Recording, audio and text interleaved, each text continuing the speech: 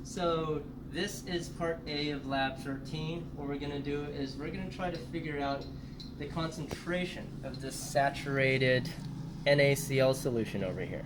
So what the stockroom people did was they just kept on putting salt into water until the salt no longer dissolved and took the clear part of that solution. In other words, this is very, very salty water. It's as salty as it can get.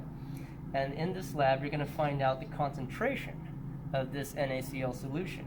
You're going to calculate the molarity, the mass over mass percent, the mass over volume percent, the osmolarity, and all that good stuff.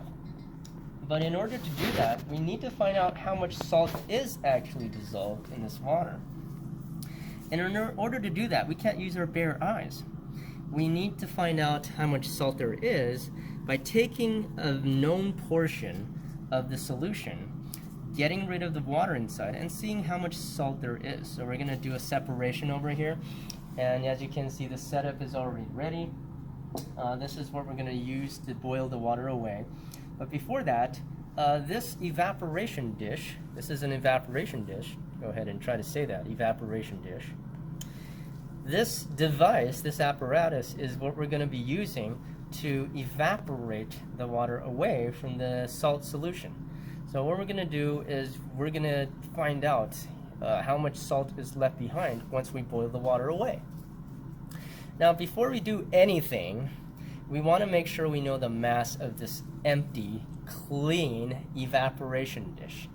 Please remember to do that, okay? So let's go ahead and go to the balance and find out how heavy, how much mass this thing weighs. So we're going to zero this, right? Go ahead and zero that, and then place the empty evaporation dish inside.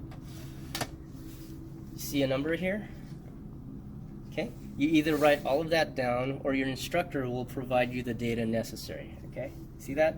This is how heavy the empty evaporation dish weighs. And once we know that, when there's salt inside, we can find out how much that salt weighs as well.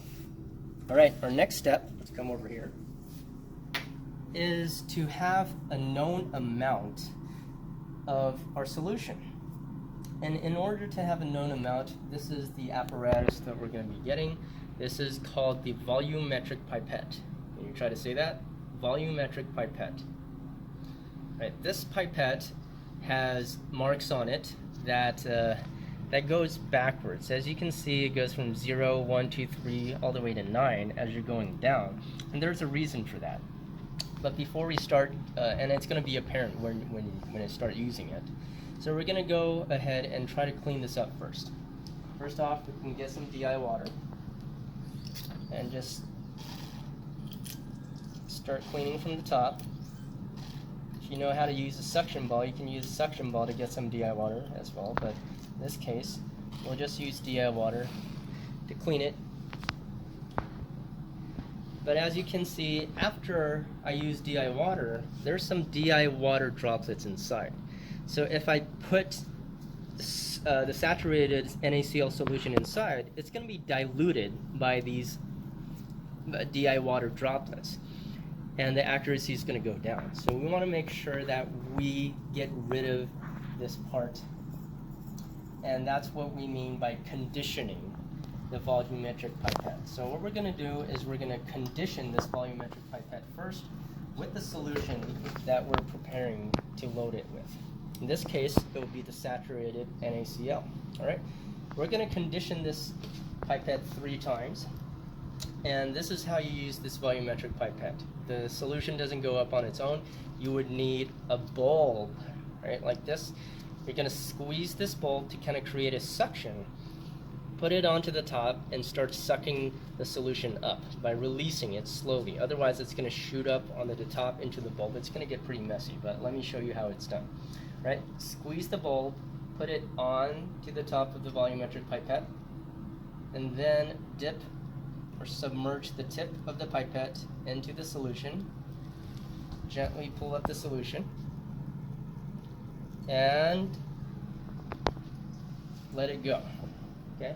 As I let go of the bulb, you can see the solution going down into the drain, which is totally safe because this is salt solution.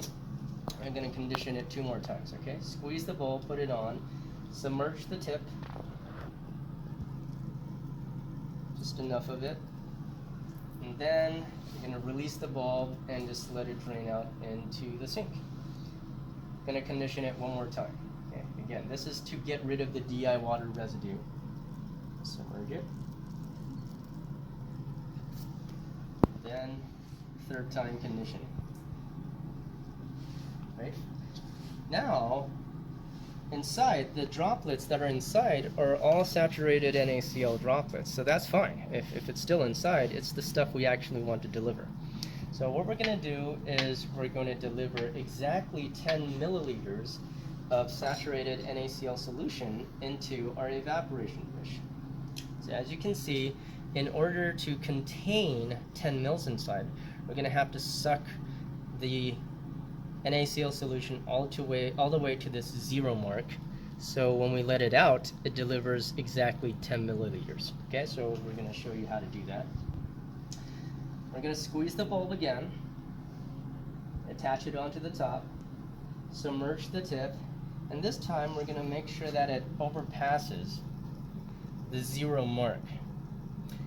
Because when I pull off this bulb, the solution front is going to go down. So I want to make sure I have enough of it so that my reflex can catch up on it. So I'm going to remove the bulb and use my thumb to stop the flow of the solution. Okay, it's going to be really quick. 1, 2, 3.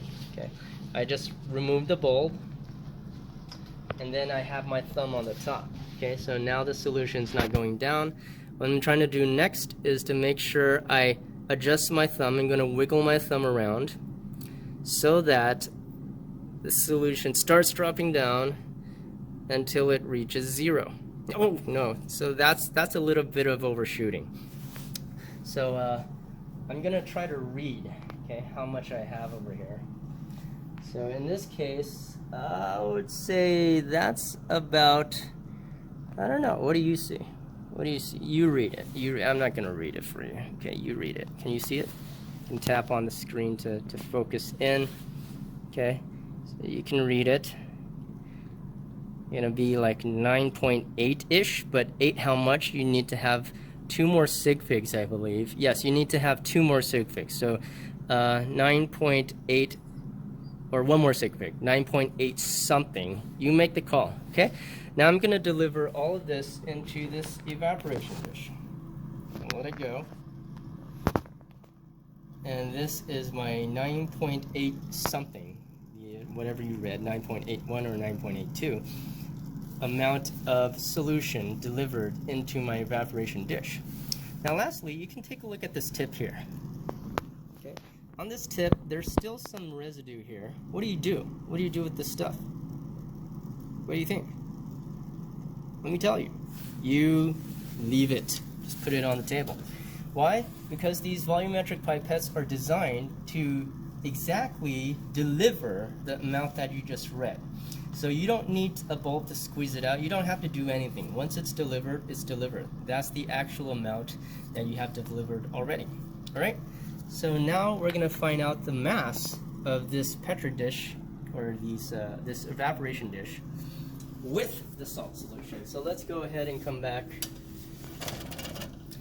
to this balance again. I'm going to place this on. Write this whole number down. This is the number, this is the mass of the empty evaporation dish with the amount of solution that you have just added. Okay, whatever you have just read. That amount of solution was 9.8 something milliliters.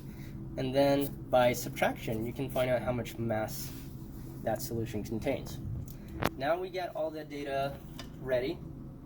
We're going to go ahead and move this onto this boiling water. Okay, I'm going to insert it. It fits pretty nicely.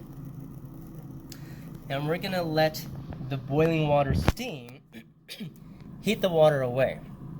Why don't we just put the evaporation dish directly on the hot plate? Well, because if you do that, the water on the top is going to boil so violently, you're going to have a ring of salt around. You're going to see the salt actually popping all over the place. And if salt pops out of this evaporation dish, that means you're going to lose salt, and you're not going to be able to calculate precisely the amount of salt that's inside. Hence, that's why we use this setup to make sure that as hot as it gets, it's only as hot as steam, so the salt doesn't pop out and your data remains accurate. The downside of that, though, is this takes a very long time, which is why in this lab, after you set this up, you can go ahead and start doing parts B or C. Both of them can be done fairly quickly in the downtime. Okay, so let's come back after this dries up. All right, see you in a bit.